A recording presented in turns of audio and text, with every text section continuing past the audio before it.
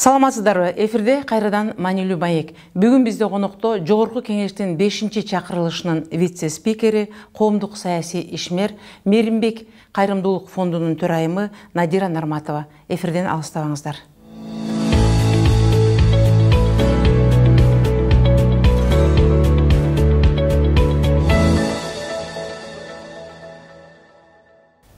Саламатсызбы, Надирайым, студиябызга куш келиптирсиз. Биз сизди студияга чакырганыбыздын себеби мына мурунку депутаттык кызматты аркалаган ошол Жогорку Кеңештин ичинде болуп жаткан окуяга күбө болгон күндө дагы ошону негиздеп талдап билген депутат катары бүгүн Жогорку Кеңештин алып барып жаткан жумуштары жөнүндө жеке пикириңизди билели дегенбиз. Сиздин оюңуз кандай? Рахмат. Саламатсыздарбы, урматтуу телекөрөрмандар. Үмүт айым, рахмат сизге. Бизди коомдук саясий ишмер катары унутта калтырбай, коомчулукта болгон көз карашыбызды билгени чакырганыңызга.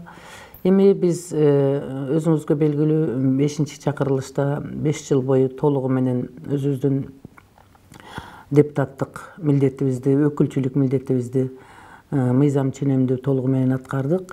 Эми мына бүгүнкү күндө 6-чы чакырылыштын депутаттары 3-чү жылды аяктап каникулга таркашты. Буюрса дагы 4-чү, 5-чи 2 жыл мөөнөттөрү бар. 3 жылдык мөөнөттөгү иштеген биздин бүгүнкү күндөгү парламенттин составын түзүп турган депутаттардын иш аракеттерин биз эми депутат парламенттин тагдырыны түшүнгөн Жогорку Кеңештин иш аракеттерин түшүнүп башыбыздан өтүп калган практик катары сырттан көз салып келебиз. Анын үстүнө экинчиден биз өзүбүз коомдо болуп аткан маселелерге саясатчы катары, коомдук ишмер катары кайдыгер эмеспиз. Ошон үчүн биз бүгүнкү күндөгү биздин мамлекеттик башкаруу системасындагы бийлик бутактарынын эң негизгиси болуп эсептелген парламенттин иш аракеттерине сөзсүз түрдө биз мүмкүн болушунча кулактар болуп, таанышканга, ошолордун иш аракеттерине көз салып турганга биз кызыктарбыз. Анткени биздин конституциянын негизинде биздин мамлекет парламенттик башкаруу деп таанылган. Бирок эми биздин кыргыздын менталитетинде, кыргыздын канындабы, биздин ата бабаларыбызда ошол хандар бийлеп, миң башы, 100 башы дегендер бийлеп, анан ошол кыргыздар уруу менен өздөрүнүн жетекчисине, ошол уруу башчысына, хандарга баш ийип келгендигини каныбызга сиңип калган бекен. Анан өзгөчө дагы 70 жылдык биздин тарыхыбызда дагы Союздун составында турган мезгилде биз бир гана коммунисттик партиянын жүргүзгөн идеологиясына, ошонун саясатына көнүп калган калк катары биз ошол 25 жылдан чейрек кылым өтсө деле ошондой бир жекече башкаруудан, бир багыттагы башкаруудан арыла албай, анан ушул өйдөнү карап келаткандыгыбыз бул жашыруун эмес да. Бул эми чыныгы реалдуу жашоодо ошондой турмушту кечирип келип атабыз. Эмне үчүн мен бул сөздү айтам? Себеби биз мына 2010-жылы парламенттик башкаруу деп бийлик алмашкан мезгилде атайын жаңыдан конституцияны кабыл алып, өзгөртүү толуктоолор киргизип конституцияны кабыл алгандан кийин, парламенттик башкаруу болгондон кийин биз ошол коллективдүү түрдө парламенттик башкарууга өтүшүбүз керек эле да. Тилекке каршы биз мына 7-8 жылдан бери парламенттик башкаруу болуп конституция негизинде таанылганы менен иш жүзүндө биз дагы деле жекече башкарууга ыктап, ошо президенттик парламенттик башкаруудан биз арыла албай атабыз да. Мен мисалы үчүн өзүм коомдук саясий ишмер катары парламентте 5 жыл иштеген, мурунку чакырылышта иштеген адам жаран катары, Кыргызстандын жараны катары бүгүнкү күндө биздин башкарууду парламенттик башкаруу эмес, реалдуу жашоодо президенттик парламенттик башкарууда жашап атабыз деген реалдуу ачуу чындыкты айтсам болот да. Себеби бул коомчулукта деле буну жокко чыгарышпайт го дейм. Себеби эмне үчүн биз парламенттик башкаруу боло албай, президенттик парламенттик башкаруу деген наам атка конуп калдык. Жашоодун өзүндө, жашоодун агы менен баратып эле. Анткени чыныгы парламенттик башкаруу болуш үчүн ошо парламенттин ичиндеги депутаттардын же болбосо парламентарийлердин составына жараша болот. ошол парламенттин составы толук кандуу, өзүнүн чыныгы саясатчы, чыныгы депутаттык талапка, депутаттын регламентиндеги депутаттын өзүнүн жөндөмдүүлүгүнө жараша билим деңгээли, тажрыйбасы, жөндөмү, элдин арасында кадыр баркы, элдин жашоо шарты боюнча ошолордун өздөрүнүн көтөрүп чыккан маселелери, элдин өкүлчүлүк милдетин аткарылышы, мыйзам чыгаруудагы алардын орду, парламенттеги активдүүлүктөрү жогорку деңгээлде болгон болсо, анда парламенттик башкаруу, чыныгы парламенттик башкаруу болуп туруп, конституциянын негизинде мамлекеттин башкаруу системасына парламент биринчи орунга чыкмак да. Анан парламенттин составы алсыз болуп, өзүнүн конституциялык укугуну толук пайдалана албастан, өздөрүнүн укуктарыны президенттикке өткөрүп, ошолорго ыктап, өздөрү эркин өзүнүн позициясы менен ар кандай мамлекеттик маселелерди чечүүдө чечкиндүүлүктөрүн көрсөтө албаса, анда автоматтык түрдө президенттин көрсөтмөсүнө баш ийгенге мажбур болуп калат да. Ошондуктан мына 3 жылдык мөөнөттө бүгүнкү 6-чакырылыштагы парламенттин составы өздөрүнүн алсыздыгыны, анан жөндөмсүздүгүнү, көпчүлүк маселеде бир 30%ке жакын гана, биздин байкообузда 30%ке жакын гана бир жөндөмдүү, анан өзүнүн позициясын ачык айта алган, өзүнүн ою менен өзү пикирине билгизе алган, коомчулукка ачык кайрыла турган, анан элдин мүдөөсүн аткарганга жөндөмдүү гана депутаттарды көрүп атабыз дагы. Негизинен 70%тен көбү булар өзүнүн көлөкөсүнөн коркуп, анан үнүн да чыгарбастан, артынан чочулагандай мазмунда өзүнүн милдетин, конституциялык милдетин аткара албай келгендигин биз бул факты көрүп келдик. Анан эми акыркы мезгилде гана, мына ушул акыркы жарым жылдыкта президенттерибиздин шайлоодон кийин, бийлик алмашкандан кийин, жаңы президентибиз Сооронбай Шарипович Жээнбеков келгенден кийин, ал киши эми ушундай бир калыстыкты, бийлик будактарынын арасында калыстыкты орнотконго аракет жасап атат. Ошондуктан ар ким өзүнүн аткаруу бийлиги, парламент, президенттик башкаруу, дагы башка сот бийлиги, анан массалык маалымат каражаттары 5 бутактагы бийликтер ар ким өзүнүн деңгээлинде, өзүнүн багытында мамлекеттик башкаруу системасында салымын кошсун деген максатта биринчи эле баштаганда Коопсуздук кеңешинин ар бирине өзүнө эркиндикти чексиз берип койду да. Ошондуктан ошондон кийин, анан кийин кичине жанагы көлөкөсүнөн коркуп, чочулап жүргөн депутаттарыбыз кичине колу путу бошоп, эркиндикке карап, анан мурдагы чочулаган тушоодон кичине бошонгондой үндөрү чыгып баштагандыгын бул реалдуу жашоодо көрүп келатабыз. Себеби мына эми акыркы бир эле факты, ал дагы жарылып кетпесе, ал маселеде айтылбай калса керектир эле, биздин көп депутаттарыбыздын үнүнүн чыкканыга ушул акыркы мезгилдеги жана тесттеги жарылуу себепчи болуп берди да. Ошону менен гана кичине парламенттин үнү чыга баштады. Эмне үчүн парламенттеги составы мен өзүнүн конституциялык укугун пайдалана албайт деп айтып атам. Ал жерде жаман адамдар жок эмес, бардыгы өзүнүн коомдо өзүнүн орду бар адамдар, бардыгы кайсы бир деңгээлде элге кызмат кылып жүргөн, элге пайдасы тийип жүргөн, жөнөкөй эле бир көчөдөн келип калган адамдар деп мен айткандан таптакыр алысмын.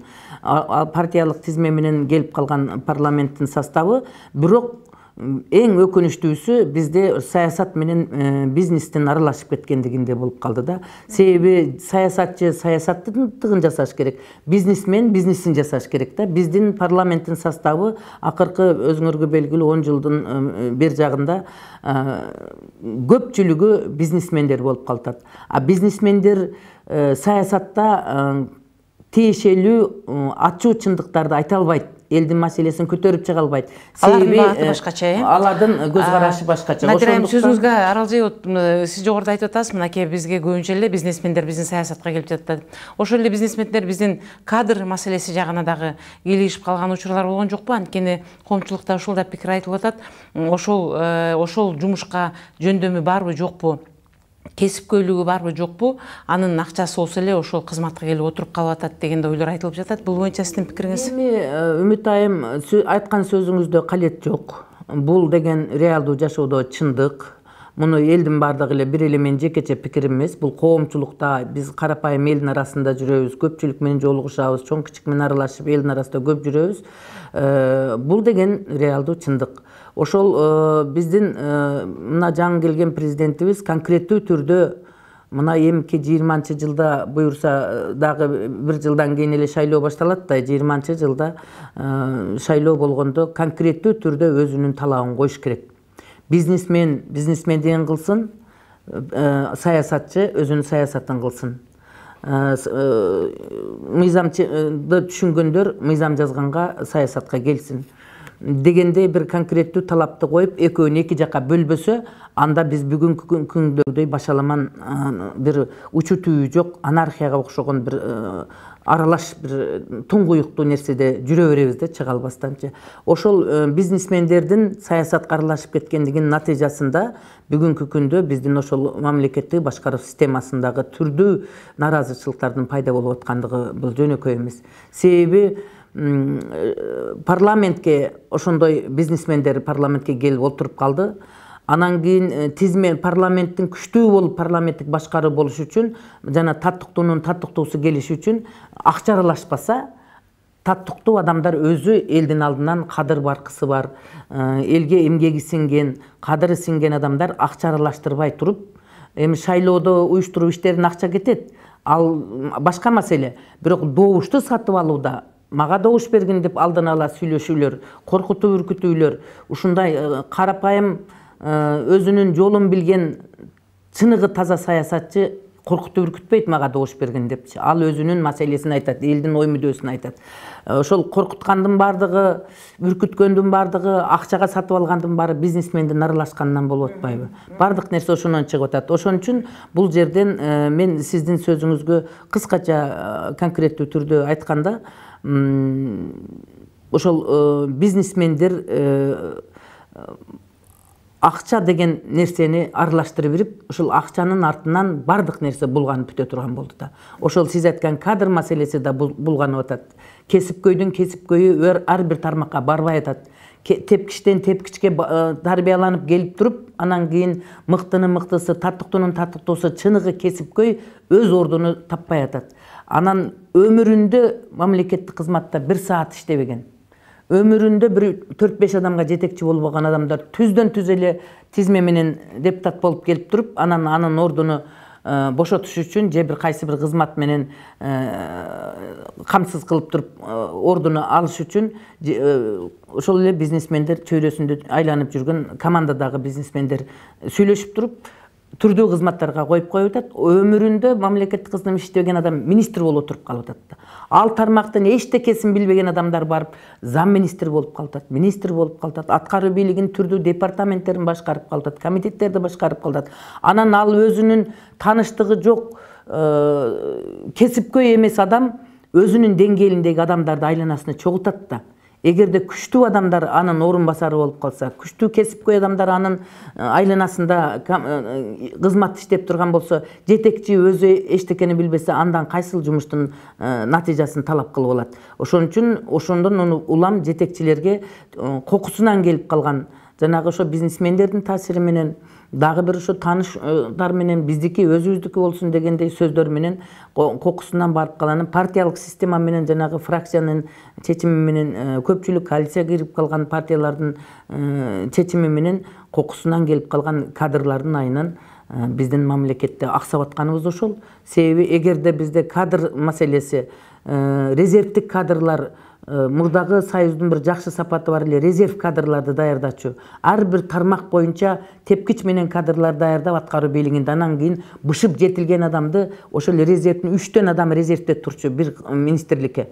Ошол үчөөнүн кимиси кыйын болсо, ошонун бирөөсүн алып барып кадрга койчу. Ошол резервдик кадрды бүгүнкү күндөгү мамлекеттик кадр саясатында эң биринчи алдыңкы жүрөгө өткөн маселе катары коюп туруп, кадрларды даярдоону колго алыш керек да.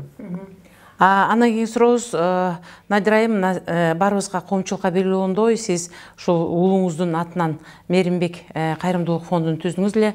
Ошол фонддун карамагында бүгүнкү күндө жалгыз бой аялдарга атайын бир кызмат ордулары менен камсыз кылат деген дагы бизде бир маалымат бар эле. Бул боюнча да жеке пикириңизди билдирип кетсеңиз, анткени көпчүлүк айымдар ушундай бир биздин 50-100 чакты аялдарга өзүнүн бир камкордугун көрсөтөт да, ал жөнүндө эч жерде айтылбай кетет. Ошондой эле сиздин да бул ошол жалгыз бой аялдарга болгон камкордугуңуз жөнүндө азын улак угуп калганыбыз бар. Рахмат. Эми иш кылам деген адам сөзсүз эле мамлекеттик кызматка барып иш кылбайт. Өзүң жүрөгүңдө оту бар, өзүнүн пикири бар, идеясы бар жарандар жекече жүрүшүп эле көп жумуштар жасап жүргөн фактылар толтура биздин Кыргызстанда. Эми айтышпайт да. Мырзалардан канчалары ошол элге жумушчу орундарды түзүп, ишканаларды ачышып, элге жардам берип, кызматтарды жасап жүрөт. Аялдарыбыздан канча коомдук ишмер аялдарыбыз элге кызмат кылып жүрөт. Ошолордун катарында мен деле бекер отурбастан эми жанагы карапайым эл бар эле түшүнө бербейт да. Дагы деле мени депутатта элестете беришет дагы, мурдагыдай эле кайрыла беришет да. Анан аныл жумушту бүтүрүп бериңиз, бул жумушту бүтүрүп бериңиз, мен мынтип кыйналып атам дегенде ушундай арыз муңду аттануулар көп болот мага. Анан телефон чалуулар көп болот. Ошондон улам мен 2016 жылы ошол неме бекер отурбайын деп 16 жылдын акырында, ошол 17 жылдын башында Мээримбек кайрымдуулук фондун түзгөмүн. Мээримбек кайрымдуулук фондун түзгөндүн сиз өзүңүз жакшы билесиз. 2013 жылы баламдын өтүп кеткендигине байланыштуу ошо Кудайдын жолунда, Алланын жолунда соопчулук иштерди жүргүзөйүн деген максат менен кичине болсо дагы бир соопчулук иш колуман келген нерсени жасасам, ошол жасаган иштерим аркылуу балама бир Алла тарабынан соо тийип турар бекен деген ой менен Мээримбек кайрымдуулук фондун түзгөмүн. Мээримбек кайрымдуулук фондубуз биз эми өтө эле бай фонд эмеспиз. Мен эми ошол өзгөчө негизги темам жалгыз бой аялдарга жардам берсем деген максат болгон. Жалгыз бой аялдардын акыбалы эми бүгүнкү күндө биздин Кыргызстанда өтө оор маселе да. Бул эми чоң тема. Ошон үчүн мен ошол теманы тандап алгам. Ал эми бейбечара, жетим жесирге жардамдашуу деген ар бир жаран эле андай жумуштар жасай берет. Жалгыз бой энелерге ар тараптан колдоо көрсөтүү, алардын укугун коргоо, аларга моралдык, материалдык жактан жардам берүү, шарт түзүү боюнча бул мамлекеттик деңгээлде атайын программа кабылдана турган маселе. Себеби мен буга түрткү болгон себеби дагы 2016 жылдын жыйынтыгы менен статистикалык маалымат боюнча 23 000 бала төрөлүптүр, мыйзамдуу никелүү төрөлгөн балдар экен да. Анан ошол эле 16 жылы 16 000 бала төрөлүптүр. Бул никесиз, мыйзамсыз төрөлгөн балдар экен да. Эми ошол эки цифраны мен атайын мамлекеттик статистикалык комитеттин АКПРСке берген маалыматынын негизинде мен ошону окуп жүрөгүм аябай ооруду да. Ал бул эмне деген 16 000 мыйзамсыз никесиз төрөлдү деген бала деген бул кандай? Демек анда биздин Кыргыздын саны никесиз төрөлгөн балдардын, мыйзамсыз төрөлгөн балдардын эсебинен көбөйүп атабы? Айырмасы аз эле болуп атпайбы? 23 000 ар жакта, 16 000 бер жакта. Ортодо 7 000 эле айырма болуп атат. Тиги никелүү мыйзамсыз төрөлгөндөр менен мыйзамдуу төрөлгөндөрдү кууп баратат экен артынанчы. Бул деген 16 000 бала коомдо моралдык, руханий өзүнүн жүрүм турум жашоосундагы укугунан басынтуучулук болуп эсептелет да. Атасынын фамилиясына жазылбай, энесинин фамилиясына жазылып, жалгыз бой эне төрөп алды деген сөз болуп атпайбы? Ал балдардын келечектеги коомдогу орду кандай болот? Айлана чөйрөсүндө чоңойгондо, жора жолдошунун жанында. Бул маселе өтө оор маселе да. Ошон үчүн биз ушундай темада, бул багытта биз энелерди ушунчалык бардык жүктү моюнга асып койгондук. Жөн эле асып койдук да. Үй бүлөдөгү жоопкерчиликтин бардыгын автоматтык түрдө эле аялдардын моюнуна асылып калып атат да. Бул эми бир эле жылдагы маалымат. Акыркы эгемендүү мамлекеттен алгандан берки 16 000 дебейли, бир 10 000 деп эсептейличи. 10 000 десек 210 жылга эсептегенде эле 160 000, 20 жылга эсептегенде 300 канча миң болуп кетип атпайбы? Ошон үчүн бул өтө оор маселе. Мен ушундан улам жалгыз бой энелерге жардам берүү багытында теманы тандап алганмын. Анан аялдар тынбай кайрылышат, кайрылганда мен эми бизнесмен, чоң бизнесмен болбосом, эми эл аралык уюмдар менен, кайрымдуулук фонддор менен биргелешип иштеп, айрым турмушу начарларга материалдык жардамдарды бердиртип турам. Ана мен ойлонуп көрүп туруп, кандай жардам берсем бул аялдарга, эми суранып келсе чөнтөгүмөн акча чыгарып бере албасам, андан көрөктүү буларга бир ишкана ачып берейин дагы, ошол жерден пешенетер эмгеги менен иштешип бала чакасын баксын. Мен ушундай жол менен биринчи кезекте алардын жумуш орду менен камсыз кылып коем. Анан алар материалдык жактан дагы өздөрү ак эмгеги менен иштешип камсыз кылат. Үчүнчүдөн балдарына кем кетигине өздөрү мүмкүнчүлүк болуп калат деген ой менен анан эл аралык уюмдар менен сүйлөшүп туруп, анан Ноокат районуна bir 25 орунду 16-жылдын ноябрь айында 25 орунду ишкана ачтык. Анан кийин немеге кайра дагы суранышкандан Ош шаарына дагы сурангандар көп болуп аткандан Ош шаарына 40 орунду ишкана ачып бердим. Жалаң ошо жалгыз бой аялдар иштешет. Асты 5-тен 6-дан балдары бар, көөсү өлүп калгандар бар, таштап кеткендер бар. Анан ошол жалгыз бой энелердин кыздары иштешет, келиндери иштешет. Кыскасы мен ошол аялдарга кичинекей болсо дагы бир өбөлгө болсун деп ишкана ачып бердим. Сөзүңүзгө аралжы, мына сиз жогоруда ошо биздин жанагы никеси төрөлгөн балдар жөнүндө өз пикириңизди билдирип жатасыз. Менимче мунун бардыгы эле биздеги өкмөттөгү же болбосо жеке үй бүлөдөгү каражаттардын жетишсиздигинен келип чыгып атса керек. Бул маселеге дагы бир кошумча орчундуу нерсе, биздин кыргыз кыздарынын чет өлкөлүк жарандарга турмушка чыгып, биздин мамлекеттен сыртка чыгып кетип, кээ бирөөсү жакшы жашап жатса, кээ бирлери көп учурда эле кордук көргөн учурлар да байкалып жатат. Ушул биздин сиз дагы кыргыздын патриот кызы катары кыргыз кыздарынын чет жактарга турмушка чыгып кетип жаткандыгы жөнүндө жеке пикириңизди айта кетсеңиз кыскачараак кылып. Эми бул деген кыргыз кыздары менен кыргыз жигиттеринин статистикалык салыштырып келгенде бири-бирине бир кызга бир жигит деле туура келе берет өзү. Себеби негизинен жашоодо улуураак балдар кичүүрөөк кыздарды алышат. Ошондой болуп бири-бири менен сиңишип кете берет. Бул эми жашоонун агымы. Бирок кийинки мезгилдерде ошол материалдык муктаждыктан деген бир теманы мисал кылып алышты да. Бул деле туура эмес. Мен аны деле туура көрбөйм. Мисалы үчүн иштейм деген адам бардык жерде иш кылат. Мисалы мен Россияга, ал жак бул жактарга кетип аткандарды мен айыл жерисинде дагы салыштырып көрөм да. Ошол Россияда жүргөн адамдар кызмат издеп, кыздарын айдап жөнөтүп, балдарын жөнөтүп, семьясы менен кеткендер болот. Ошолор жери иштетилбей калып атат, үлүш жерлери. Үйү каралбай калып атат, огородунда эгин эгилбей калып атат. Анан ошол эле мезгилде Россияга барбай деле ушул жерден өзүнүн үлүш жерин иштетип, мал чарбасын иштетип, огородун иштетип, үй жайын карап, жашап, жакшынакай жашап аткандар деле бар да. Анан эми биз кыргыздар дагы бир четинен ушундай бир калкпыз, жаныбызды кыйнагыбыз келбейт да. Жеңилирээк жашоонун эңсеген калкпыз да. Ошо жаныбызды кыйнабай, жамбаштап жайлоодо жатканды жакшы көрөбүз да. Ошо жаныбызды кыйнап. Ошондон улам дагы мисалы үчүн биздин кыздарыбызды ата-энелери ошол талаа түзгө тыйын таап келгин дегенге уруксат берип жөнөтүп коюп өздөрү үйдө отурганы да жакшы эмес. Ошол эле мезгилде эркектер өздөрү үйдө отуруп алып кыздарын жөнөтүп, анан кийин аялдарын жөнөтүп коюшуп өздөрү үйдө отургандары дагы жакшы сапат катары мен көрбөйм да. Мунун баардыгы топтолуп келип туруп, ошол материалдык муктаждыктан улам биз сыртка чыгып иштеп келип атабыз. Материалдык муктаждыктан улам биз кытайларга турмушка чыгып атабыз, түрктөргө турмушка чыгып атабыз, корейский турмушка чыгып атабыз. Мындай фактыларды эми өтө чоң тема айта турган болсок, бул баардыгын чогултуп кыскача айтканда биздин кыргыздын идеологиясынын жоктугу. Кыргыздын улуттук каада салтынын, улуттук менталитетинин сакталбай бараткандыгы.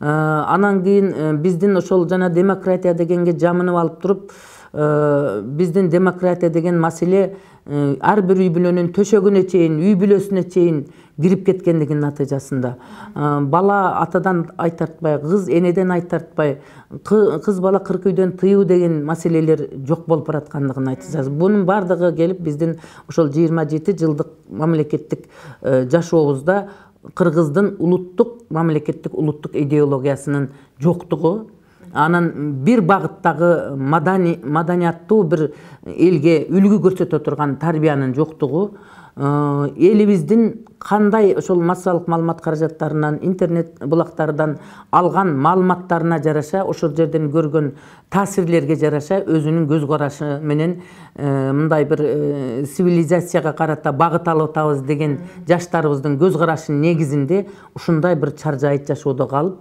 экинчиден анан кыздарыбыздын дагы ушундай бир өзүбүздүн накта кыргыз кандуу жигиттерге турмушка чыккандан көрөктүү ошол акча каражаты мүмкүнчүлүгү бар деген жеңил жашоого, анан бир куруу убадаларга азгырылып туруп чет мамлекеттин жарандарына турмушка чыгып аткандыгы бул өкүнүчтүү. Себеби бул кыргыздын менталитетин, кыргыздын канын, таза кандуу кыргыздардын жок болуп кетишине шарт түзүп атат. Ошол эле мезгилде кыздар эле турмушка чыгып аткан жок да, биздин эркек балдарыбыз деле башка улуттарга үйлөнүп атышат.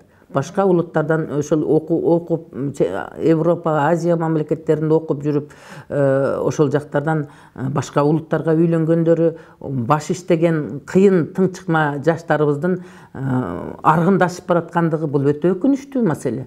Ошон үчүн биз бул мамлекеттик деңгээлде ой жүгүртө турган маселе. Качан биз улуттук өзүбүздүн накта идеологиябызды түзмөйүнчө бул маселени жөн эле айтып коюу менен токтото албайбыз. Ошон үчүн ар бир кыздарыбыздын ата-энесине ынсап берсин, ыйман берсин. Ошондуктан ар бир үй бүлө өзүнүн өзү коргоп, өзүн өзү сактап, өзүнүн таза кандуу кыргыз экендигини ар намыс менен ариеттенип, чыныгы бир кыргыздын каада салты менен тарбия бергенге багыт алыш керек. Аны биз бир эле айтып койгон менен маселе чечилип калбайт да. Рахмат, абдан жакшы ой пикир болду. Менимче бул биздин көрүүчүлөрдүн бир терең тамырына жете турган жооп болду го деп ойлоп атам. Мындан кийинки сурообуз, сиз ушунчалык депутат болуп иштеп, жогорку кызматтарда иштеген тажрыйбаңыз менен кайра саясат айдыңына келүү иш планыңызда барбы? Ошол жөнүндө коомчулукка бир азын улак айтып кетсеңиз. Мен эми өзүмдү саясаттан кеттим деп ойлобойм. Себеби менин өзүм кесибим ошол саясатка байланыштуу. Балалык кесибим информатик, математикмин. Кийин мен жогорку партиялык мектепти бүтүргөнмүн. Анан кийин юридикалык билимди алганмын биздин өзүбүздүн Баласагын университетинен. Ошондуктан 3 кесиптин ээси болуп туруп, анан саясаттагы коомдо болуп аткан, мамлекетте болуп аткан ар кандай маселелерге өзүмдү кайдыгер деп эсептебеймин. Кайдыгер деп карабайм. Дагы деле мен жана айтпадымбы, депутат болбосом деле мен өзүм колуман келген өзүмдүн дареметиме жараша элдин кызматын кылып келатам. Саясаттан кетейин деген оюм жок. Алла буйруп насип кылса, Кудайга шүгүр, ден соолугум, алуу күчүм жетишерлик. Эми Кудайдын буйругу биринчиден, экинчиден өзүңдүн ниетиңе жараша Кудай дагы буйруйт. Мен өзүмдүн ой максатым бар.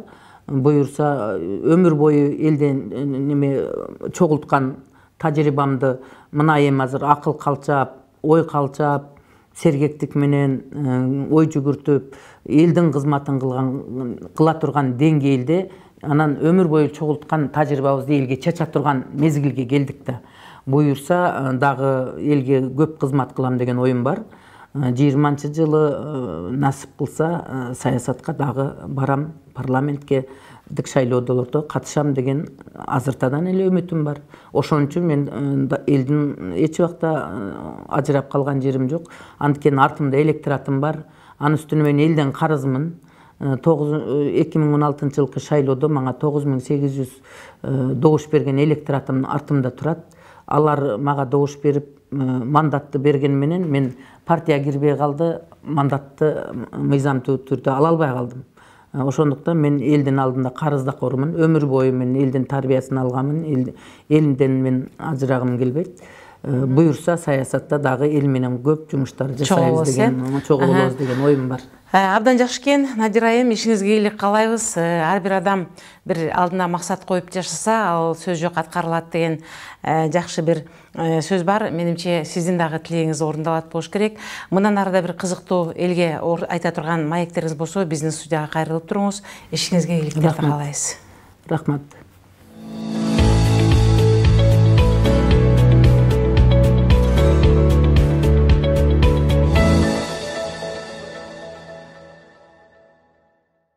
Ушуну менен маанилүү маегибиз соңуна чыкты. Сиздерге бүгүн Жогорку Кеңештин 5-чи чакырылышынын вице-спикери, коомдук саясий ишмер, Мээримбек кайрымдуулук фондунун төрайымы Надира Нарматова келип маек коюп берди. Берүүнү мен Үмүт Мукамбетова алып бардым. Кайрадан кездешкенче саламатта болуңуздар.